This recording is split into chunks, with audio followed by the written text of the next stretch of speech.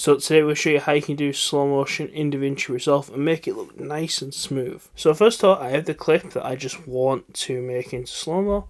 Here it is, it's just of these ants moving around.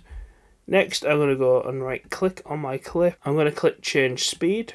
Once I'm in change speed, you're going to see we have this window here. I'm going to set my speed at let's say 50%.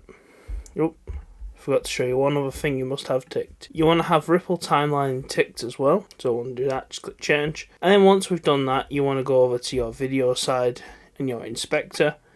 Scroll down to the bottom, and once we're here, we're going to want to change some settings here because this looks a little bit janky. And what we'll do is retime process, and we'll change that to optical flow.